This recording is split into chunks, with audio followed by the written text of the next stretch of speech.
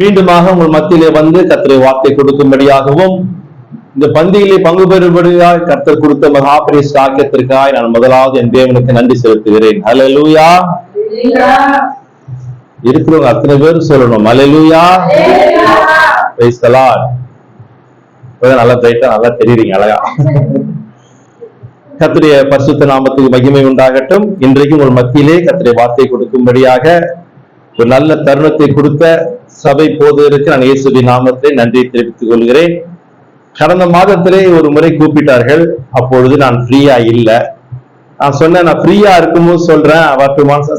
ஃப்ரீயா இருக்கும்போது சொல்லுங்கன்னாங்க. இந்த மாசம் இன்னைக்கு நான் ஃப்ரீயா இருக்கிறதுனால வரட்டுமான்னு கேட்டேன். ஒரு தாராளமா வாங்கன்னு சொன்னாங்க. ஆகையால் இன்றைக்கு உங்களுக்கு வந்து தேவனை ஆராதிக்கவும் வார்த்தையை கொடுக்கவும் திருப்பந்தியில பங்கு பெறவும் கர்த்தர் கொடுத்த கிருபைக்காக நான் தேவனுக்கு நன்றி செலுத்துகிறேன். ஹல்லேலூயா. Praise the Lord. சரி, நாம் கர்த்தருடைய வார்த்தைக்குள்ள போவோம். ஆவியானவர் இன்றைக்கு நம்மோடு கூட பேசுவாராக. நம்ம யாரும் பேசக்கூடாது. ஆவியானவர் பேசும்போது நம்ம யாரும் பேசக்கூடாது. வாசிக்கலாம். கொலோசியருக்கு பவுல் எழுதுகிற நிருபம் 1ஆம் அதிகாரம் 10ஆம் வசனத்தை வாசிக்க கேட்போம். சகல விதமான நற்கிரிகளுமாகிய கனிகளை தந்து தேவனை அறிகிற அறிவிலே விருத்தி அடைந்து கர்த்தருக்கு பிரியம் உண்டாக அவருக்கு பாத்திரராய் நடந்து கொள்ளவும். நம்ம எல்லாரும் கண்களை மூடுவோம். பேசுகிற பரிசுத்த ஆவியானவரை நோக்கி நாம் எல்லாரும் ஜெபிக்கலாம். நான் அல்ல, நானும் உங்களை போல ஒரு சாதாரண மனிதன் தான். நான் அந்த ஆவியானவரை சார்ந்துதான் நின்று கொண்டிருக்கிறேன். நீங்களும் அவரை சார்ந்து கொண்டு ஆவியானவரே என்னோட பேசுங்க என்று நாம் ஜெபிப்போம். ஆவியான் இன்றைக்கு நம்மோடு கூட பேசுவாராக. மகா இரக்கமும் கிருபையும் பரிசுத்தமுள்ள எங்க நல்ல பிதாவே, இயேசுவின் நாமத்திலே இந்த அருமையான காலை ஆராதனைக்காய் நன்றி செலுத்துகிறோம் ஆண்டவரே. இந்த நல்ல நாளிலே நாங்கள் அத்தனை பேரும் ஒருமித்து சமூகத்திலே வந்து நீ செய்த நன்மைகளை நினைத்து உம்மை தொழுது கொள்ளும்படியாய் ஆராதிக்கும்படியாய் நீ பாராட்டின கிருபைகளுக்காய் நன்றி செலுத்துகிறோம். உங்க பிள்ளைகள் சொன்ன நல்ல சாட்சிகளுக்காய் நன்றி செலுத்துகிறோம் ஆண்டவரே. இப்பொழுதும் மெல்லி சத்தத்தை கேட்கும்படியாய் வந்திருக்கிறோம். பரிசுத்த ஆவியானவர் நீர் எங்களோடு கூட பேசுவீராக. சபைக்கு என்ன தேவை என்பதை கர்த்தர் அறிந்திருக்கிறீங்க ராஜா.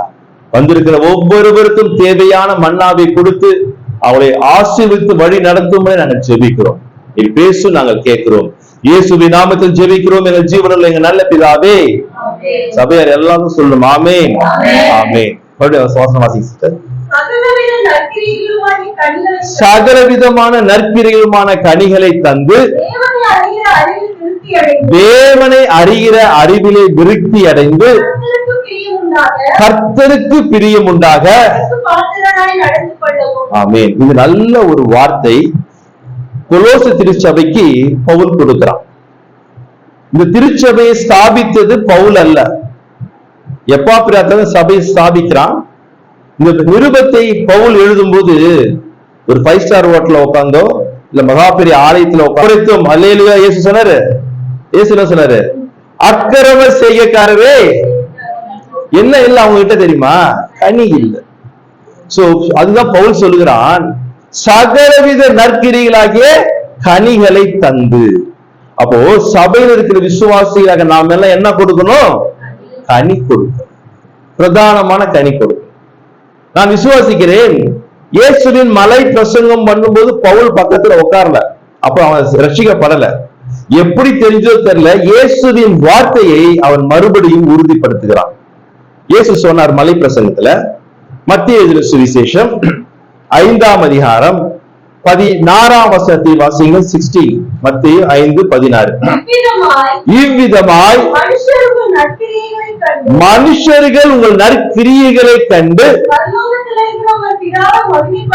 பரலோகத்திலே இருக்கிற உங்கள் பிதாவை மகிமைப்படுத்தும்படிக்கு உங்கள் வெளிச்சம் அவளுக்கு முன்பதாக. அப்போ நம்முடைய நற்கிரியை எப்படி வெளிப்படுத்தணுமா? நம்முடைய வெளிச்சம் பிரகாசிக்க வேண்டும். அது நிமித்தமா யார் நாமம் மகிமைப்படும்? பரலோக பிதாவின் நாமம் மகிமைப்படும். இந்த நற்கிரியாகிய கனிகளை தரும்படியாக தான் கொலோச திருச்சபைக்கு மறுபடியும் பவுல் நினைப்பூட்டுகிறார். வெளிச்சம் கொடுக்க வேண்டும். தமிழ்ல வெளிச்சம், இங்கிலீஷ்ல படிச்சு பார்த்தீங்கன்னா லைட். எங்க படிச்ச லைட் தான். வேதம் சொல்லுகிறது 1 யோவான் 1:5 தேவன் ஒளியாக இருக்கிறார். இயேசு கிறிஸ்து அவரும் ஒளியாக தான் இருக்கார். அப்ப அவர் நம்ம கிட்ட என்ன எதிர்பார்க்கிறார் தெரியுமா? நற்கிரியாகிய அந்த வெளிச்சத்தை கொடுக்க முடிய விரும்புகிறார். இதுதான் கர்த்தர் விரும்புகிற முதல் பிரதானமான கனி. சரி, வெளிச்சம்னா என்ன? வெளிச்சம் என்ன கனி? என்ன வெளிச்சத்துல என்ன கனி கொடுக்க முடியும் சொல்லுங்க. உங்களுக்கு நல்ல போதரை கொடுத்திருக்கா, நல்ல சத்தியம் சொல்லுவாரு, எங்க கொடுத்துட்டு முடிச்சா நான் எங்க போவேன்? என்ன வெளிச்சம்? கையில டார்ச் குஷன் போலாமா? கமலஹாசன் கட்சியை சேர்ந்துலாம் போயிட்டு. என்ன வெளிச்சம்? என்னமா? வேதம் வெளிச்சம். சூப்பர், நல்ல வார்த்தை.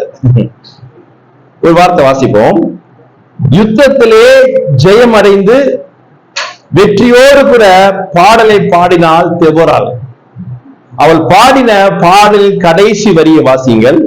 நியாயாதிபதியின் புஸ்தகம் 5ஆம் அதிகாரம் 31ஆம் வசனம், கடைசி வசனம் வாசிங்கள்.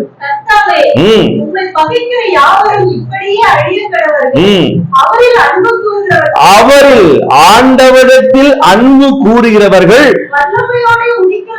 வல்லமையோடு கூட உதிக்கிற சூரிய போதும். யாரு? அவரிலே அன்பு கூறுகிறவர்கள் வல்லமையோடு கூட உதிக்கிற சூரியனை போல அவர்கள் பிரகாசம் உள்ள ஒரு வாழ்க்கை வாழ வேண்டும். அப்போ சூரியனை போல, வல்லமையுள்ள சூரியனை போல ஒரு பிரகாசிக்கிற வாழ்க்கை வெளிச்சம் யார் கொடுக்க முடியுமா? அவரிலே அன்பு கூறுகிறவர்கள். நம்முடைய வாழ்க்கையில கொடுக்கக்கூடிய வெளிச்சம் என்ன வெளிச்சம் தெரியுமா? அன்பு என்கிற வெளிச்சத்தை காண்பித்தால் ஊர்ல இருக்கிற அத்தனை பேர் யாருக்கு வந்துருவான் தெரியுமா? இயேசுவிடத்துல சபைக்கு வருவான். இன்னைக்கு என்னதான் இல்லை? இன்னைக்கு அன்புதான் இல்லைங்க. ஆனா வம்பு ஜாஸ்தி இருக்கு. என்ன இல்ல? அன்பு இல்ல, ஆனா என்ன இருக்கு? வம்பு ஜாஸ்தி இருக்கு. அதான் இயேசு சொல்றார், பவுல் சொல்கிறான், சகலவித நற்கிரியும் ஆகிய கனிகளை தர. என்ன கனி? வெளிச்சம் கொடுக்க வேண்டும். என்ன வெளிச்சம் கொடுக்கணும்?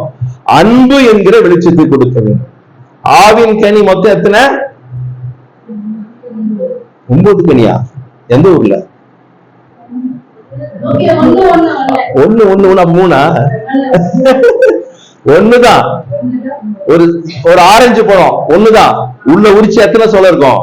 அது எத்தனை இருக்கட்டும். ஆனா கனில எத்தனை சொலை? 9 சொலைகள். 9. அன்பு, சமாதானம், சந்தோஷம், தயவு, நீடிய பொறுமை, விசுவாசம், இச்சை அடக்கு, இதெல்லாம் இருக்கு. அது பிரதானமானது என்னது? அன்பு. பைபிள் திறக்காம இந்த வசனத்தை அப்படியே சொல்லுங்க போல. யோவான் எழுதின சுவிசேஷம் 3ஆம் அதிகாரம் 16ஆம் வசனம். ஒரே பெண்ணக்கும் இவ்வளவாய் உலகத்திலே யார் இவரு? பிதாவாகிய தேவன். 1 யோவான் 3ஆம் அதிகாரம் 16ஆம் வசனத்தை வாசிங்கள். 1 யோவானின் புஸ்தகம் 3ஆம் அதிகாரம் 16ஆம் வசனம். இப்ப இயேசு குறித்து சொல்லுகிறான். 1 யோவான் 3:16.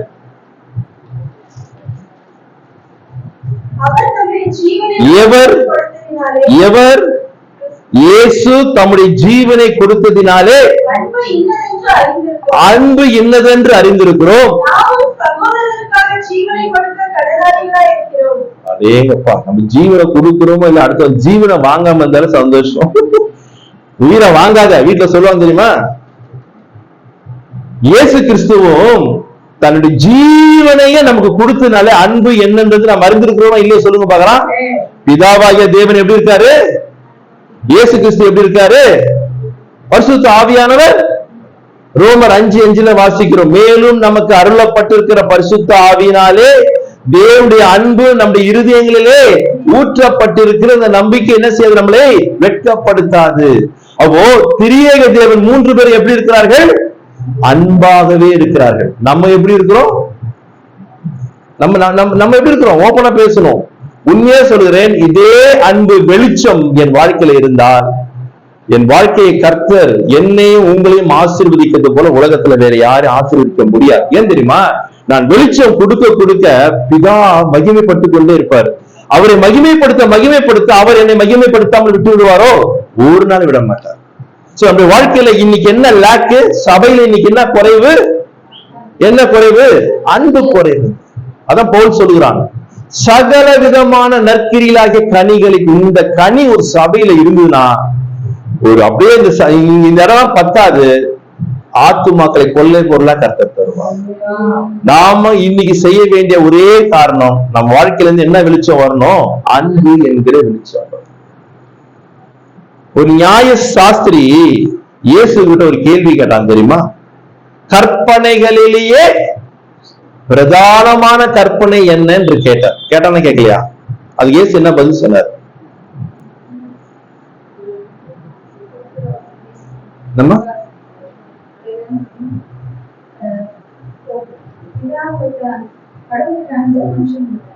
கடவுள் பைபிள்ல வசனமே இல்லை. கடவுள்ன்ற வார்த்தை பைபிள்ல கிடையாது. உலகத்தான் சொல்லுவான். நம்மளுக்கெல்லாம் தேவன், இயேசு, ரட்சகர், கிறிஸ்து சொல்லலாம். நம்ம வாயில என்ன வார்த்தை வரக்கூடாது?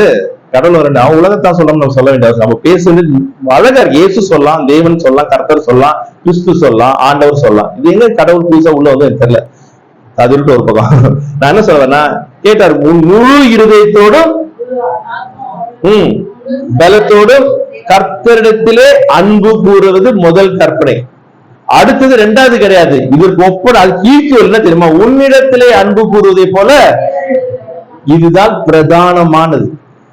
ஆனா இன்னைக்கு இதுதான் என்ன இல்ல சபையில, குடும்பத்துல இல்ல, குடும்பத்துல இருக்க அங்கேயும் இல்ல, அங்கேயும் சண்டை தான். கணவன் மனைவிக்குள்ள இன்னைக்கு என்ன உலகத்துல அன்பு இல்ல. பீச் ஸ்டேஷன் போங்க, விவாகரத்து கோர்ட்டுக்குன்னு ஒரு கேஸ் செகண்ட் லைன் பீச்ல. அதிகபட்சமாய் அங்க டைவர்ஸுக்கு வருது யாரு ஒரு லாயர் சொன்னா தெரியுமா? கிறிஸ்தவர்கள் தான். சர்வ சாதாரணமாய் கல்யாணம் ஆன 3வது மாசம் 6வது மாசத்துக்கு எல்லாம் வந்துடுறாங்க. எதுக்கு? டைவர்ஸ். என்ன இல்லை இன்னைக்கு கிறிஸ்துவ உலகத்துல குடும்பத்துல என்ன இல்லை தெரியுமா? இன்னைக்கு அன்பு இல்ல. அன்பு இருந்துன்னா குடும்பம் குட்டி பரலோகமாக இருக்கும். சபையில அன்புங்கிற வெளிச்சம் இருந்துன்னா சபையே ஒரு குட்டி பரலோகமாக இருக்கும்.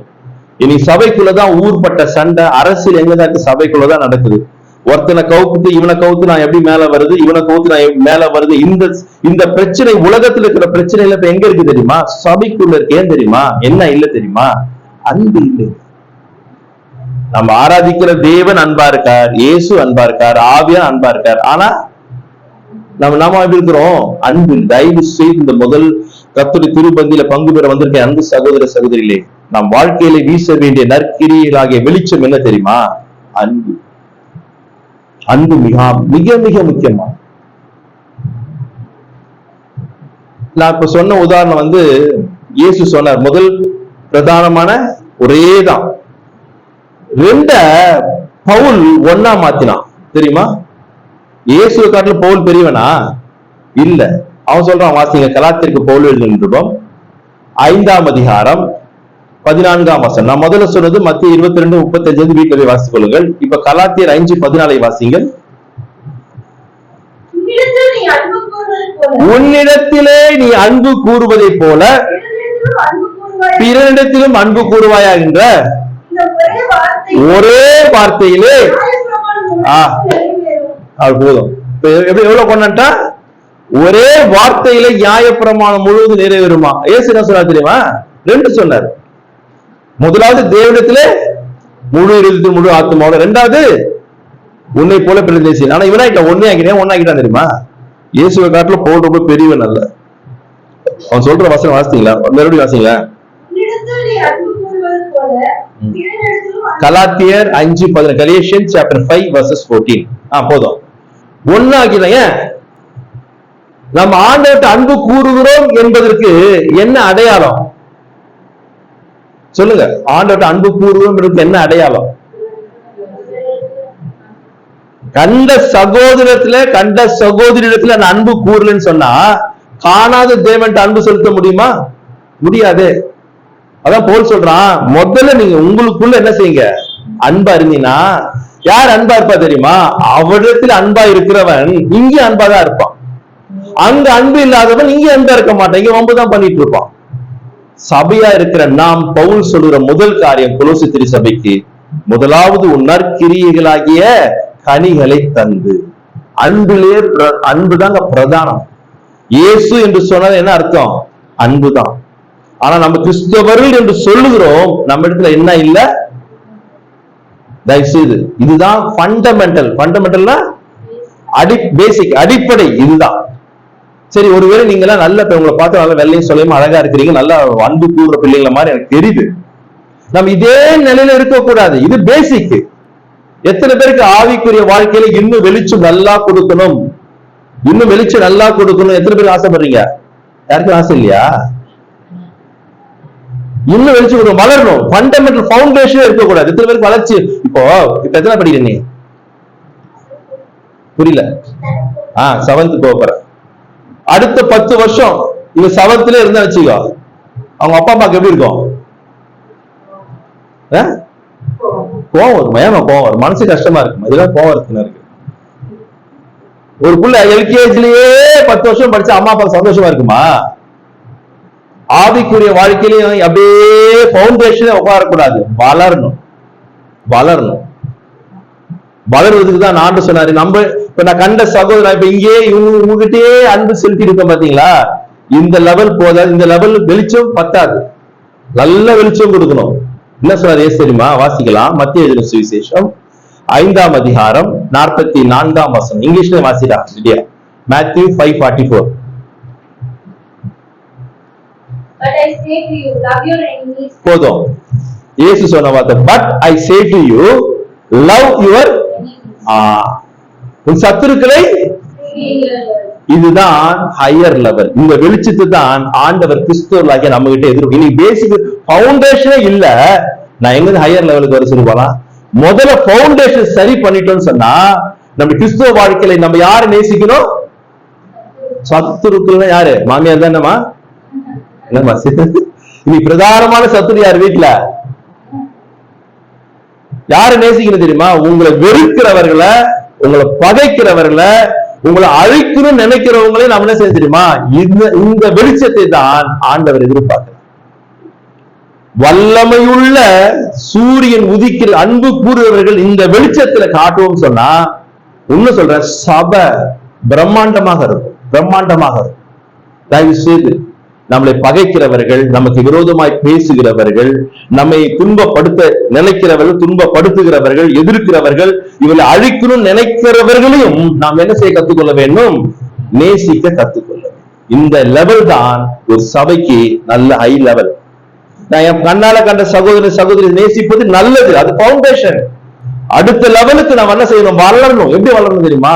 நம்மளை பகைக்க, நம்மள சில பேர் இருப்பான், இவனை எப்படியாவது அழிக்கணும்னு இருப்பான். நம்ம அவனை நேசித்து வச்சுக்கல, ஒருவேளை அவன் என்னை நேசிக்கிறானோ இல்லையோ, கர்த்தர் என்னை நேசிப்பார். நான் அந்த நேசத்தை வெளிச்சத்தை கொடுக்க கொடுக்க தேவன் நாம மகிமைப்படப்பட என்னை கர்த்தர் ஆசீர்வதித்து உயர்த்தும். அவன் அப்படியே தான் இருப்பான். அவன் அப்படியே இருப்பான். அது வேற விஷயம். நம்ம சரியா மாற ஆனா ஒண்ணு சொல்றேன், நாள் வரும்போது அவனும் நம்மை நேசிக்கும்படியா கர்த்தர் மாற்றுவார். நிச்சயமாய் மாற்றுவார். பைபிள் சத்தியம் தெரியுமா? தீமை செஞ்சவனுக்கு நன்மை செய். பெஸ்ட். இந்த வெளிச்சத்தை தான் ஆண்டவர் என் வாழ்க்கையில், உங்க வாழ்க்கையில் விரும்புறார். அது உங்களுக்கு நினைப்பீங்க கடினம், சில பேர் உள்ளத்தை கடினம் நினைப்பீங்க. உண்மையான இயேசுவின் அன்பு என் உள்ளத்துல இருந்தால் சகலமும் எளிதாக முடியும். என்னை நேசிப்பதற்கு, உங்களை நேசிப்பதற்கு நம்ம இயேசுவை நேசிப்பு நம்ம ரொம்ப பெரிய கொம்பா? நான் ரொம்ப நீதிமானா, ரொம்ப பரிசுத்தமானா, ரொம்ப நல்லவமா? நம்மளாம் யாரு நேசித்தார் இயேசு தெரியுமா? பாவிகளையும் துரோகிகளையும் தான் நேசித்தார். நானும் பாவி தான், துரோகி தான். என்ன நேசித்தார்ல? இப்ப நான் யார் நேசிக்கணும்? அடுத்த பாவியா இருந்தாலும் துரோகியா இருந்தாலும், என்னை வெறுக்கிறவனா இருந்தாலும், என்னை நசுக்குன்னு நினைக்கிறவன், அழிக்குன்னு நினைக்கிறவனையும் நான் என்ன தெரியுமா செய்யணும்? நேசிக்கணும்.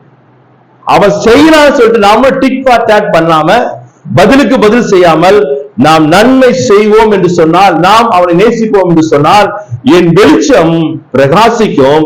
இந்த உலகம் அறிதோ இல்லையோ, பரத்திருக்க என் பிதா அறிந்து என்னை மகிமைப்படுத்த தேவன் வல்லவராக இருக்கிறார். அல்லேலூயா. இதுதான் சபைக்கு தேவையான முதல் பவுண்டேஷன் அண்ட் பினிஷிங் ஸ்டேஜ். மிக முக்கியமானது. இரண்டாவது என்ன சொன்னா கொலோசியர் சபைக்கு பவுல் என்ன சொன்னா, தேவனை அறிகிற அறிவிலே விருத்தி அடையுங்கள். இங்கிலீஷ் இன்க்ரீஸ் ஆமா போட்டுக்கொண்டு டிரான்ஸ்லேஷன்ல இன்க்ரீசிங். விட்டுமா கஷ்டப்படாது. இன்க்ரீசிங். நம்ம எதெல்லாம் இன்க்ரீஸ் ஆயிருக்கிறோம், ஆனா இன்னும் இதுல இன்க்ரீஸ் ஆகல. தேவனை அறிகிற அறிவில விருத்தி அடையுங்க. மற்ற அறிவுலாம் செல்போன் அவட்ட கொடுங்க, அந்த ஹெட்போன் ஓட்டைக்குள்ள பூந்து சார்ஜர் ஓட்ட வழியே வெளியே வருவாங்க. அவ்வளவு எக்ஸ்பெர்ட் அறிவு, நல்ல அறிவு.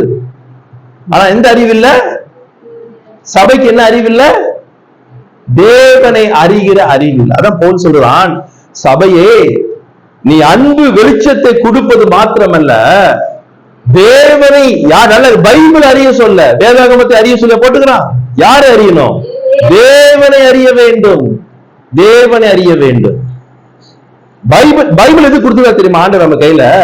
பைபிளை படிச்சுட்டு ஆதியாகமம் 1ஆம் அதிகாரத்துல வெளிப்பது கடைசி வரைக்கும் எல்லா வசனம் எல்லாம் தெரிஞ்சிருக்கு, அந்த 3 அறிவுக்கு கொடுக்கல. இதை வாசிக்க வாசிக்க ஆண்டவரை அறிந்து கொள்ள முடியும்.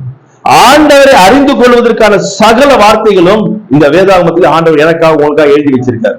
இதை வாசிக்க வாசிக்க வேத அறிவு வரணுன்ற முக்கியத்தை பார்க்கலாம். தேவனை அறிகிற அறிவில் நாம் வளருவோம் என்று சொன்னால் என்னுடைய கிறிஸ்துவ வாழ்க்கை, உங்களுடைய கிறிஸ்துவ வாழ்க்கை இந்த லெவல்ல இருக்காது. ஆண்டவர் உயர்ந்ததை கொண்டவர். அவரை அறியுங்கள், தேவனை அறியுங்கள். ஐயா அவரை குறித்து அறிவுன்னு சொன்னா எவ்வளவு தெரியுமா? அது அறியத்துக்கு நம்ம வாய்ஸ் நாட்டுல போதவே போதாது. ஒரு காரியத்தை, அது விசேஷமா இந்த திருபந்தினாலே ஒரு காரியத்தை நான் கொஞ்சம் அறிந்து கொள்ளும்படியா நான் வாஞ்சிக்கிறேன். அந்த ஒரு காரியத்தை நிறைய இருக்கு. இன்னும் தேவனை அறிய அறிய அன்பு என்று சொன்னால் நாம் அறிந்து கொள்ள முடியும். யாரு அன்பு? அன்புக்கு யாரு பிரதானமானது? இயேசு ஒருவர் தான். எப்படி அறிய முடியும்? வேதத்தின் மூலமா அறியலாம். எவ்வளவு அறியணும்? இன்னும் ஒரே காரியம் சொல்லுறேன், நேரம் இல்லை, ஒரு சுருக்கமா சொல்லி முடிக்கிறேன். ஒரு காரியத்தை சொல்லுகிறேன். உலகத்திலேயே உங்களுக்கு தெரியும், நான் கிறிஸ்துவ குடும்பத்துல பிறக்காதவன், நான் ஹிந்து குடும்பத்துல பிறந்தவன்.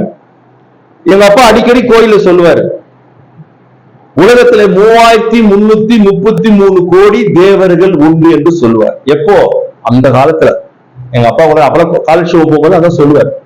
ஆனா இன்னைக்கு அது பண்ணி குட்டி போடுற மாதிரி குட்டி போட்டு இன்னைக்கு 6661 கோடி தெய்வங்களா மாறிவிட்டது. ஏன்னா அந்த காலத்துல நான் கும்புற தெய்வங்களும் இன்னைக்கு புதுசு புதுசு நிறைய தெய்வம் வந்துகிட்டே இருக்குது. ஒரு மரத்துக்கு மரம் ஒரு தெய்வம், மரத்துக்கு மரம் அம்மன், பாவாடை கட்ட அம்மன், ஜாக்கெட் போட்ட அம்மன், அம்மன் வந்துட்டே இருக்கு. லைன்ல தெரு வந்துட்டு இருக்குது. கடைசி அது எந்த ஸ்விம்மிங் சொல்லி முடியும் போது தெரியல, அந்த அம்மன் எங்க போய் முடிய போது தெரியல. வரும் இன்னும் நிறைய வந்துட்டுதான் இருக்கு. குட்டி பண்ணி குட்டி போடதான் செய்யும். ஆனா எத்தனை குட்டி போட்டாலும் பரிசுத்தம் என்கிற வார்த்தைக்கு ஒரே தேவன், நாம் ஆராதிக்க தேவன் மாத்திரமே. ஹல்லேலூயா. அந்த வார்த்தைக்கு பாத்திரமான ஒரே தேவன் என் தேவன் ஒருவர் தான். அந்த பரிசுத்தமாகிய தேவனை நாம் என்ன செய்ய தெரியுமா? அறிய வேண்டும். அந்த தேவனை அறிய வேண்டும்.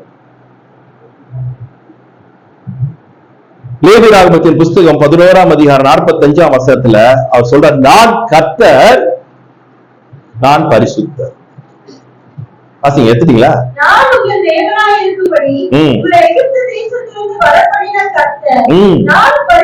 நான் பரிசுத்தர். முடிஞ்சிருச்சு. சிம்பிள். நம்முடைய தேவன் யாரு? அப்ப நாம் எப்படி இருக்கிறோம்? அதை அறியணுங்க. ஆண்டோடைய மனதை அறிய வேண்டும். எவ்வளவுக்கு நாம் அறியணும், அவ்வளவுக்கு அவ்வளவு எனக்குள்ள என்ன தெரியுமா உண்டாகும்? பரிசுத்தம் உண்டாகும். தேவனை அறிகிற அறிவு. தேவன் நான் எனக்கு உங்களுக்கு பிரதானமா இருக்க வேண்டிய ஒண்ணே ஒண்ணு தெரியுமா? அந்த பரிசுத்தத்துக்கு நாம் என்ன செய்யணும் தெரியுமா? வளர வேண்டும். ஆண்டவரை சிநேகிக்கிறது ஒண்ணுதாங்க, வேற ஒண்ணு. அதை கவனிக்கணும். அவருடைய மனதை முதல்ல அறியணும். என் வாழ்க்கையிலே, உங்கள் வாழ்க்கையிலே தேவன் என்ன திட்டம் வச்சிருக்கார் சொல்லுங்க பாருங்க. What is the plan of God? What is the plan of God? லேவியராகமத்தின் புஸ்தகம் 20ஆம் அதிகாரம் 26ஆம் வசனம். கர்த்தராகிய நான் பரிசுத்தராய் இருக்கிறது போல நீங்களும் எனக்கு ஏற்ற பரிசுத்தவான்களாய் இருப்பீர்களாக. நீங்கள் என்னுடையவர்களாய் இருக்கும்படிக்கு நான் மற்ற ஜனங்களை விட்டு பிரித்தெடுத்தேன். ஹல்லேலூயா. என்ன ஏங்க பிரித்தெடுத்தாரு? நான் கர்த்தருடைய நாமத்துக்கு மகிமையா சொல்லுவேன், பெருமையாவும் சொல்லுவேன்.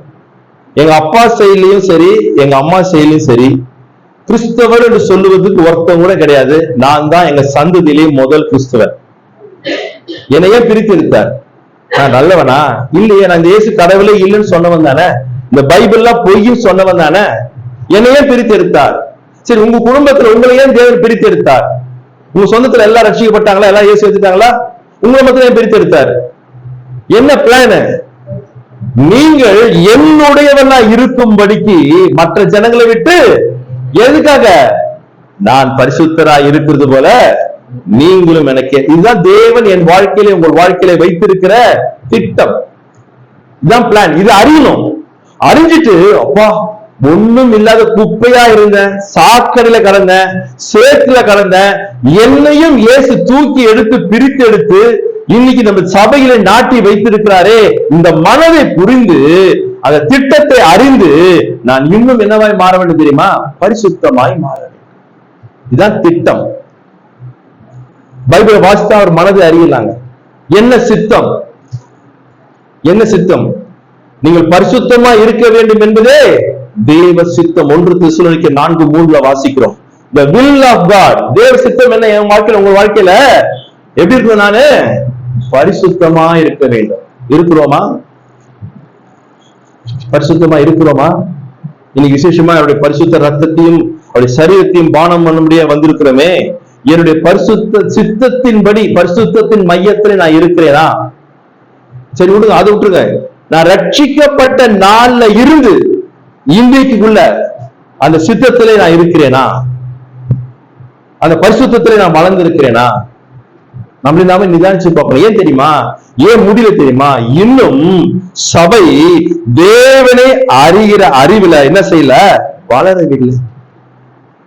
அதே 1 தெசலோனிக்கேயர் 4:7 போல் சொல்லுறாங்க, உங்களை அசுத்தத்திற்கு அல்ல பரிசுத்தத்திற்கே தேவன் என்ன செய்திருக்கார் தெரியுமா? அழைத்து இருக்கிறாரு. என்னை எதுக்காக அழைத்தாரு? சொல்லுங்க, எதுக்காக என்னை அழைத்தாரு? திட்டம் என்ன? பரிசுத்தம். சித்தம் என்ன? அழைப்பு என்ன? பரிசுத்தம். நம்ம வாழ்க்கையில ஆண்டவர் சுத்தி சுத்தி சுத்தி சுத்தி விரும்புறது என்ன தெரியுமா? பரிசுத்தம் ஒண்ணுதான். அதை அறிந்து என் வாழ்க்கையில நான் இன்னும் என்ன செய்ய? பரிசுத்தனால. பரிசுத்தம் என்பது ஒரே நாள்ல ஒரே ராத்திரில நடக்கிற மேஜிக் அல்ல. அது லாங் ப்ராசஸிங். பவுல் சொல்லுவாங்க தெரியுமா? புறம்பான மனுஷன் அழிந்து. சொல்லுங்க, பாட்டெல்லாம் பாடுறிய, அது சீக்கிரத்தில் நீங்கி லேசான ஒரு பாட்டு பாடுறல, அதுல வரல வருவார் இல்லையா? புறம்பான மனுஷன் அழிந்து உள்ளான மனுஷன் நாளுக்கு நாள் புதிதாக்கப்படு. பரிசுத்தம் என்பது உள்ளான மனுஷன் பரிசுத்தம் நாளுக்கு நாள், day by day by day. ரட்சிக்கப்பட்ட நாள் இருந்து இன்னைக்கு இஸ்ரவேலிலும் எருசலேமிலும் அருவருப்பான காரியம் செய்யப்பட்டது. கர்த்தர் சிநேகிக்கிற பரிசுத்தத்தை போதும். யாருக்கு குலைச்சல்? யாரு குலைச்சல்? பரிசுத்த குலைச்சல் உண்டாக்குறது யாரு? அப்ப நாமெல்லாம் கர்த்தருடைய பிள்ளைகள் இல்லையா? யூத ஜனங்கள் கர்த்தருடைய பிள்ளைகள். கர்த்தர் சிநேகிக்கிற பரிசுத்தத்தை பரிசுத்த குலைச்சலாக்கிறார்கள்.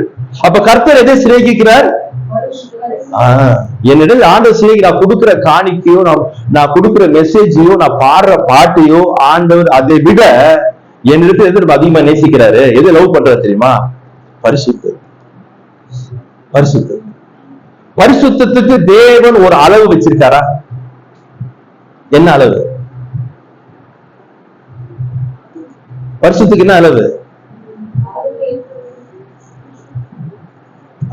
எப்படி வசனம் சொல்லுது? வெளிப்படுத்தல் விசேஷம் 22ஆம் அதிகாரம் 11ஆம் வசனம் வாசித்தீங்கன்னா, அநியாயம் செய்கிறவன், நல்லா சொல்லுங்களேன், அநியாயம் செய்கிறவன் இன்னும் அநியாயம் செய்ய.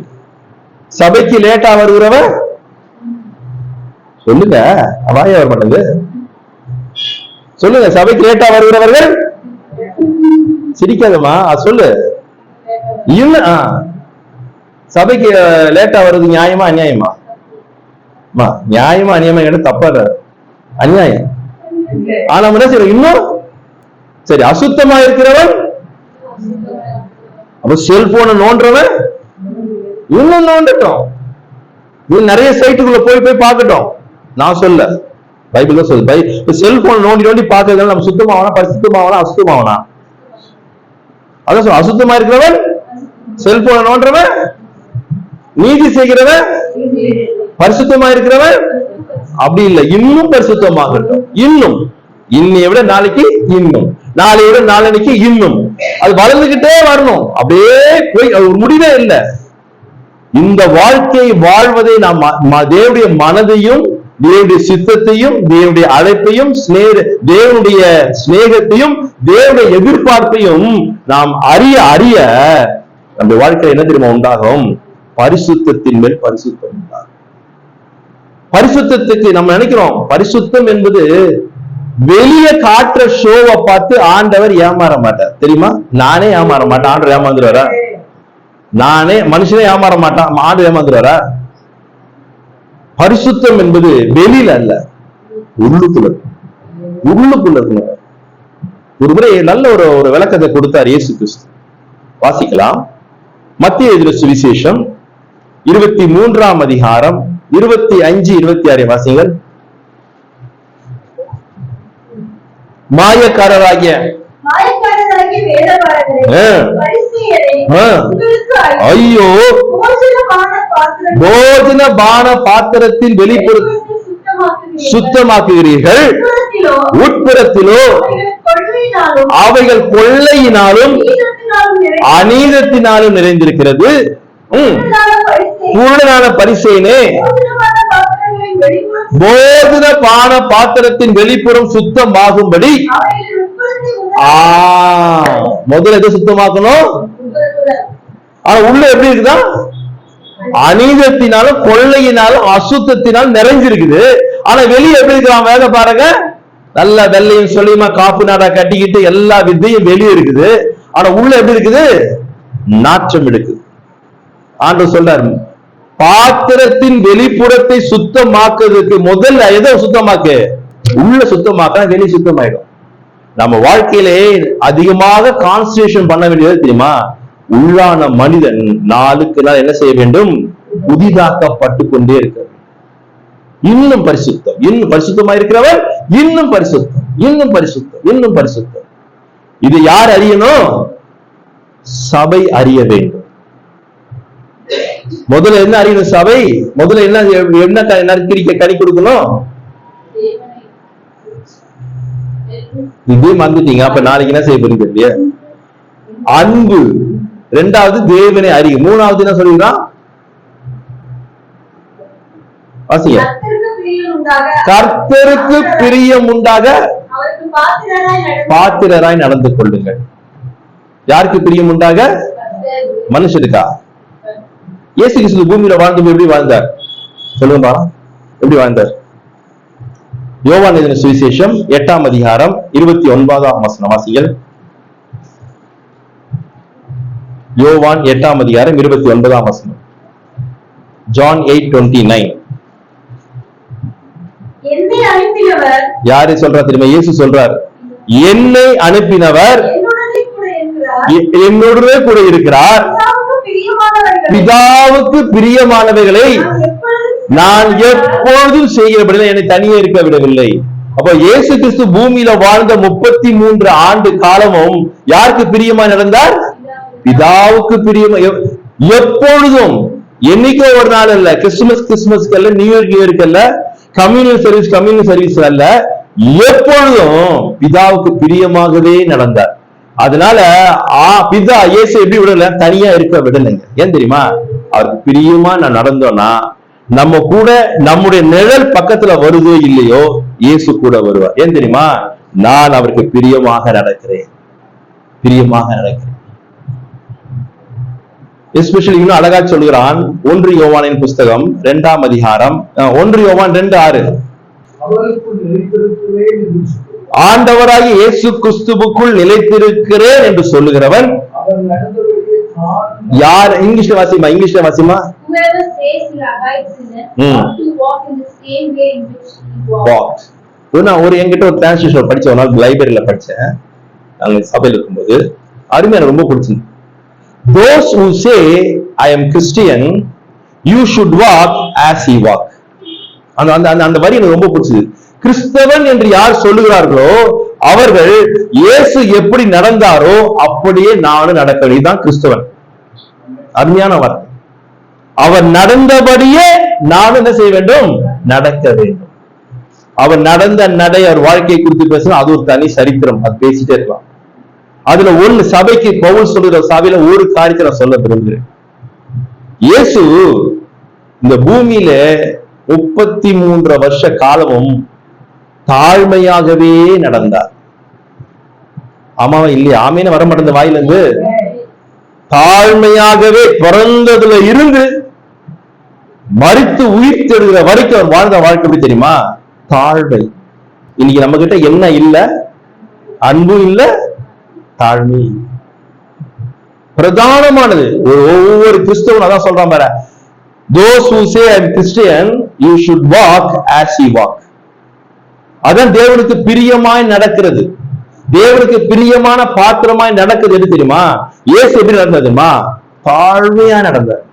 ஏதாவது ஒரு இடத்துல அவர்கிட்ட வல்லமை இருக்கா இல்லையா? இருக்கா இல்லையா? பராக்கிரமானது. எங்கேயாச்சும் நான் தான் செஞ்சேன், நான் தான் சொல்லியிருக்காரா? எங்கேயாச்சும்? சரி, வாய் திறந்து பேசுறீங்க, கொஞ்சம் யோசித்து பாருங்க. பிறப்பை பாருங்க. வாசிக்கலாம். பிலிப்பியருக்கு பவுல் எழுதின நிருபம் 2ஆம் அதிகாரம் 6ஆம் வசனம் வாசிங்க. பிலிப்பியர் 2:6. சீக்கிரம் வாசி முடிச்சிடலாம். யாரு? இயேசு. யார் சாயல்? தேவனுக்கு. அவர் நானும் பிதாவும் ஒன்றாய் இருக்கிறோம். தேவனுடைய சாயலாய் இருந்தும் தேவனுக்கு சமமாய் இருப்பதை கொள்ளையாடின பொருளாக எண்ணாமல் தம்மை தாமே வெறுமையாக்கி அடிமையின் ரூபம் எடுத்து, என்னங்க எங்கிருந்து எங்க வர்றாரு பாருங்க. தேவனுக்கு ஈக்குவலா இருக்கிறவர் அதை வெறுத்து அடிமையின் ரூபம் எடுத்து மனித நிலைக்கு வந்தார். இன்னைக்கு மனுஷன் லாடு மாதிரி இருக்கிறான். இன்னைக்கு மனுஷன் எடுக்கிறான், லாடு லபுதாஸ் ஆயிட்டான். ஆனா ஆண்டவர் லாடு, அவர் இறங்கி இப்ப என்னவாய் மாற்ற தெரியுமா? அடிமையாய் மாறி மனுஷன் லெவலுக்கு கீழே இறங்கி வந்தாரு. அப்ப அவர்கிட்ட என்ன தாழ்மை இருந்திருந்தா அவளுக்கு கீழே வர முடியும்? ஒண்ணு இல்ல, நம்மளே என்ன வேட்டிமை, என்ன பந்தா, என்ன பிலிம் எல்லாம் காட்டுறோம். இயேசு காட்டணும் எவ்வளவா காட்டிருக்கலாம். அவர் எல்லாத்தையும் வெறுத்து அவ்வளவாய் தன்னை தாழ்த்தினார். உண்மையை சொல்ற, கிறிஸ்துவனுக்குள்ள அந்த தாழ்மை இருந்துன்னா வாழ்க்கையே வேற. வாழ்க்கையே வேற தெரியுமா? அவனோடு கூட கர்த்தர் நிச்சயமா இருப்பார். இனி நம்ம கிட்ட என்ன தெரியுமா இருக்கு? பெருமை. இது சின்ன சபை பரவாயில்ல, ஒன்றும் பிரச்சனை இல்லை. நான் நிறைய சபைக்கு போவேன், அங்க பெரிய கூட்டம், பயங்கர வருஷம் வரும். அங்க பாத்தீங்கன்னா சண்டை, என்ன தெரியுமா சண்டை? நான் தான் பெரியவன், நான் தான் தலைவர், நான் சொல்றதா நடக்கணும். இன்னும் சொல்ல போனா நான் இல்லைன்னு அந்த சபையே இல்லைன்னு வேற பேசுவாங்க. இனி குடும்பத்துல கூட பாரு, குடும்பத்து சண்டைக்கு என்ன காரணம்? நான் பெரியவ இல்ல நீ பெரியவளா? இதுதான் இந்த பெருமை தாங்க. என்ன இல்ல தெரியுமா? தாழ்மை இல்லை. நம்ம எந்த அளவுக்கு தாழ்த்துறோமோ ஒண்ணு நிச்சயம், அளவில்லாத கிருபை என் தலைமையில இறங்கிக்கிட்டே இருக்கும். இன்னொன்னு, ஆண்டவர் என்னை உயர்த்த ஆரம்பிப்பார். ஆண்டவர் உயர்த்தினா எந்த மனுஷனும் எட்டி பிடிக்காத அளவுக்கு நம்மை உயர்த்த தேவன் வல்லவராகிறார். யாரை தெரியுமா உயர்த்தவாரு? தாழ்ந்து இருக்கிறவனை. தாழ்ந்து இருக்கிறவன். மறுபடியும் சொல்லுகிறேன், பரிசுத்தத்தை வெளியில காட்டுற மாதிரி தாழ்மையை வெளியில காட்டினா ஏமாற மாட்டார். சில பேர் ஐயா ஒண்ணு இல்லையா, நான் புழுவியா பூச்சியா நடிப்பான் பாத்தியா, அவர்தான் ஃப்ராட். அவன் நம்பவே நம்பாதீங்க. வெளியில ஷோ கிடையாதுங்க. மனத்தாழ்மை. என்ன தாழ்மை? மனசு அந்த தாழ்மை இருக்கும். அந்த யாருக்கு இருந்து தெரியுமா? அது இயேசு கிறிஸ்து. அவர் எந்த அந்த வசனம் மறுபடியும் வாசி, அந்த வாசி 2:7 வந்து வாசிங்க. பிலிப்பியர்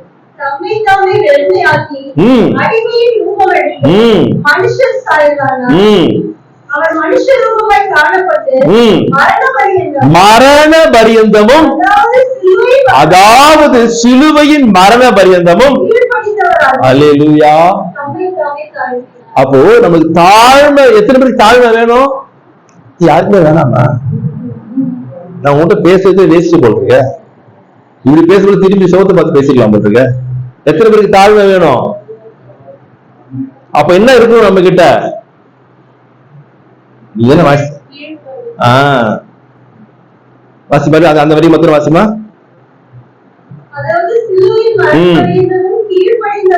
கீழ்ப்படிந்தவராகி அல்லேலூயா.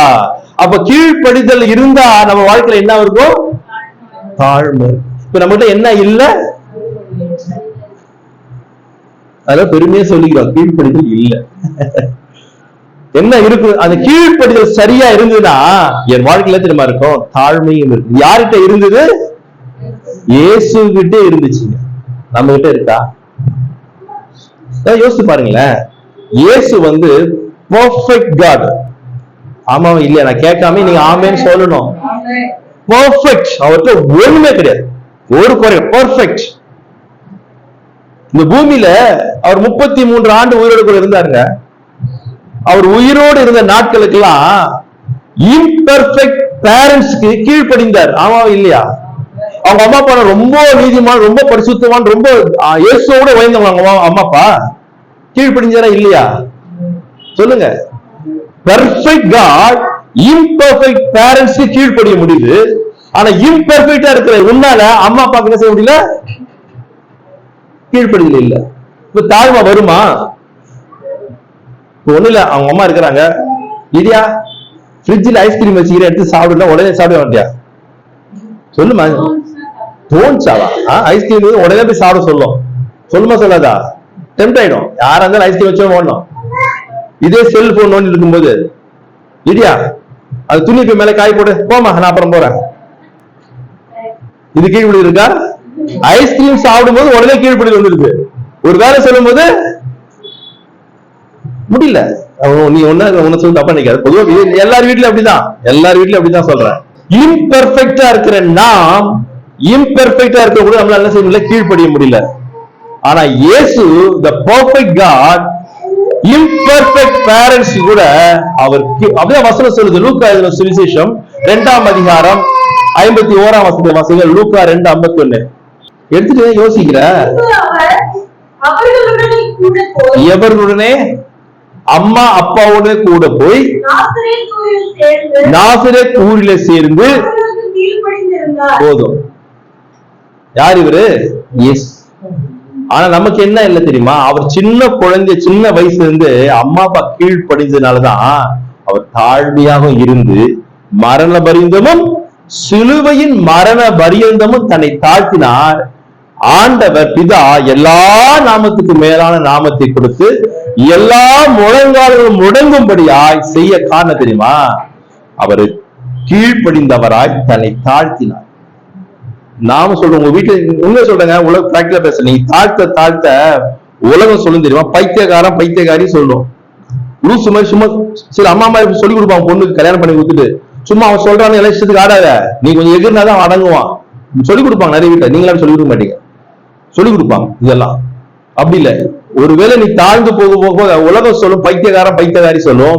ஆனா மேல உன்னை பார்க்கிற சொல்லுவாரு, என் மனதுக்கு ஏற்ற பிள்ளை என்று சொல்லுவார். அவள் எனக்கு பிரியமாக நடக்கிறார் என்று சொல்லுவார். இன்னைக்கு குடும்பத்துல கணவன் மனைவிக்குள்ள பிரச்சனைக்கு காரணம் என்ன இல்லை தெரியுமா? ஒருத்தருக்கு தாழ்ந்து போய் விட்டு கொடுத்து போறது கிடையாது. எல்லாம் இப்ப விஜய் டிவி நீயா நானாதான். நீ பெரியவனா நான் பெரியவனா.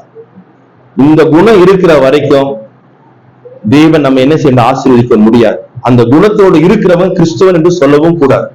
கிறிஸ்து என்று சொன்னாலே சிலுவையின் மரண பரியந்தம் தன்னை கீழ்ப்படிந்தவராய் தன்னை தாழ்த்தினார்.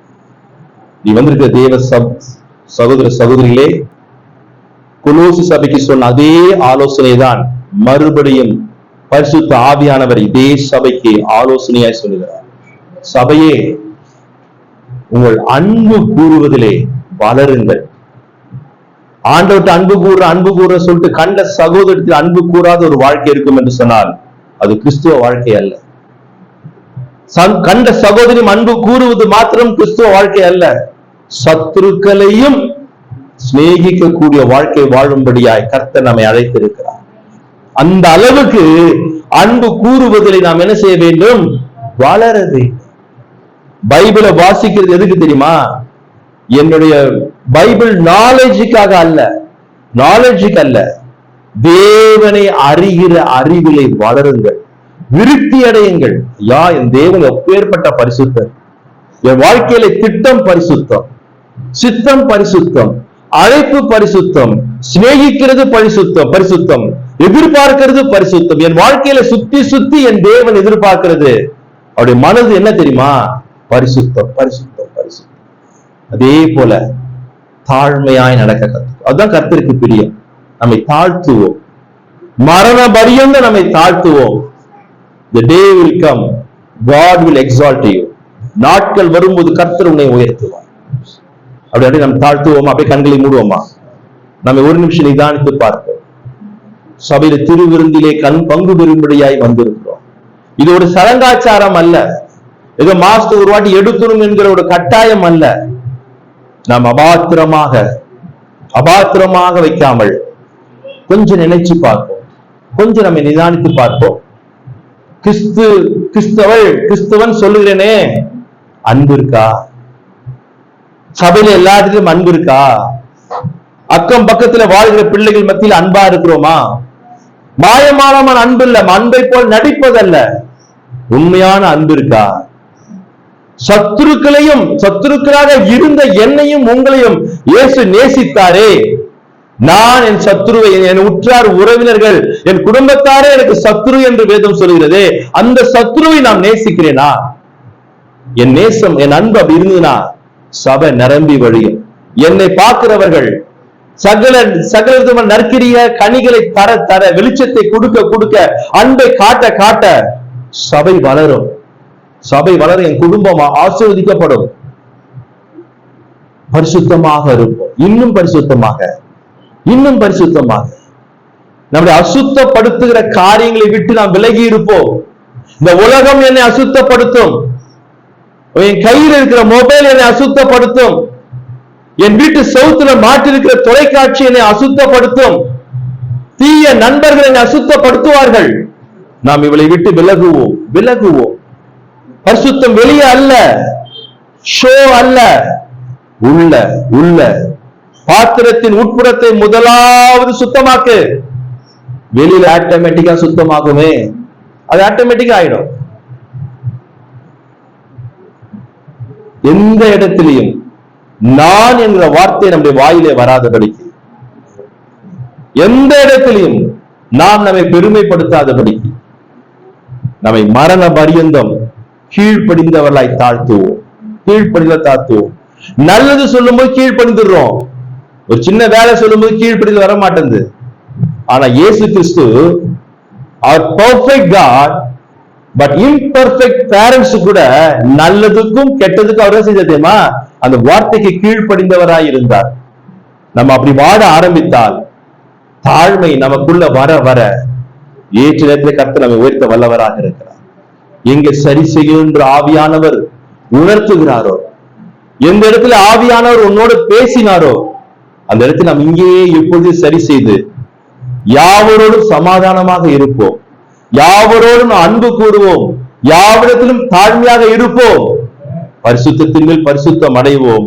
கர்த்தர் நம்மை ஆசீர்வதிக்க வல்லவராக இருக்கிறார். ஹல்லேலூயா. அப்படி ஒப்பு கொடுப்போம்.